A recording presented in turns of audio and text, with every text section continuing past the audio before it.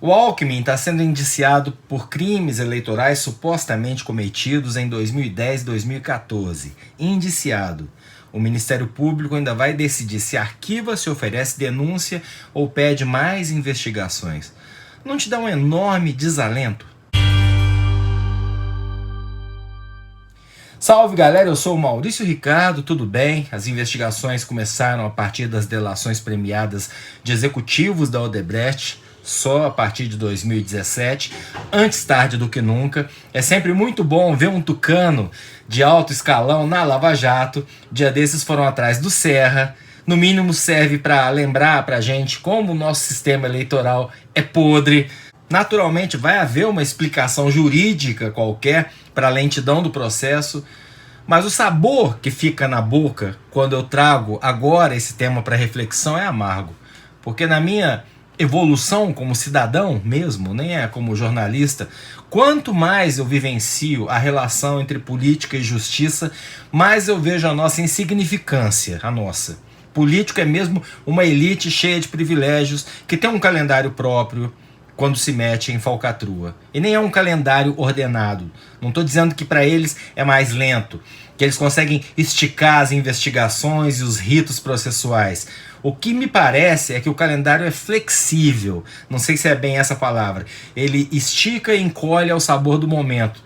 Ele pode correr para pegar um, pode ser leniente com outro. Depois, numa mudança de jogo, ele pode correr atrás daquele que ele estava deixando solto. Mas no fim, sempre sobra aquela sensação de que com eles a coisa é diferente. Como eu disse aqui, dia desses, quando foram atrás do Serra, é muito oportuno que justamente agora que a Lava Jato está na mira da PGR, Procuradoria-Geral da República, eles resolvam ir atrás de tucanos. É uma treta entre eles, mas é uma daquelas tretas em que no fim, até que a sociedade ganha, porque se você não tiver bandido de estimação e não achar que a Lava Jato foi criada só para prender o Lula, você vai ficar feliz com isso. Mas precisa de treta? Então eu aproveito para ressaltar aqui que ainda é pouco, que está atrasado, que não é coisa para se comemorar, mesmo porque hoje a gente fecha o dia com essa notícia de que o Alckmin foi indiciado, mas ontem deram prisão domiciliar para o Gedel, aquele das malas de dinheiro. Eu não quero ser cruel, Dias Toffoli disse que mandou ele para casa porque está com suspeita de pneumonia. Mas aqui entra uma outra coisa que eu absolutamente não consigo processar. Me ajudem, juristas.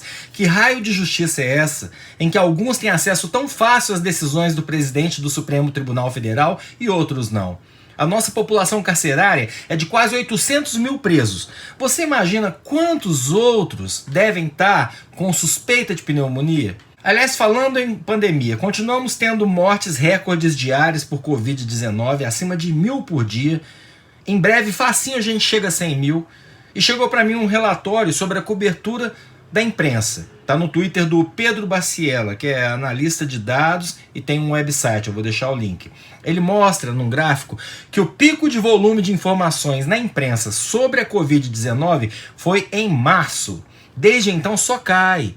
Estamos numa das semanas mais mortais da pandemia, mas a cobertura despenca. Pegando só os mortos de ontem, 1.300, a gente está falando do equivalente a 8 aviões como aquele da Gol que caiu na floresta amazônica, lembra? Todo dia. Em tempos sem pandemia, a queda de um avião gera uma comoção incrível. Você vê depoimentos mostrando as profissões que as pessoas que morreram tinham, entrevistas com familiares, histórias de gente que perdeu o voo e por isso está vivo. Mas, como o Pedro diz no artigo dele, aceitou-se erroneamente, do ponto de vista midiático, a vida na pandemia como o novo normal, e no novo normal morrem 1.000 pessoas por dia. Só que 1.300 mortes por dia não pode ser normal. Você pode até me dizer, Maurício, ninguém aguenta mais o assunto, é muito depressivo. Mas tem um lado perverso nessa normalização do genocídio que está acontecendo no nosso país, que é, com as pessoas aceitando a situação como inevitável, mais gente morre, menos cuidados são tomados. Outro dia, depois de meses, eu me atrevi a sair para uma caminhada na praça, de máscara e tal. E eu vi pessoas que eu via cotidianamente antes da pandemia, sentadas juntas, e não são das mesmas famílias, conversando, 4 num banco, um ao lado do outro, 3 sem máscara, um com máscara no queixo. Nisso chegou um outro cara que me pareceu até um cara em situação de rua, puxou o assunto, acendeu um cigarro, conversou um pouco, todo mundo ali pertinho, misturado. Eu voltei para casa chocado, porque está normalizado.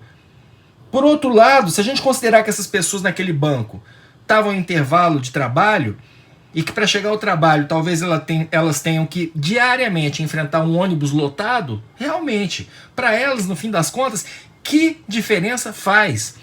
Por isso que eu sempre ressalto aqui, se puder, fique em casa, porque tem gente que não pode.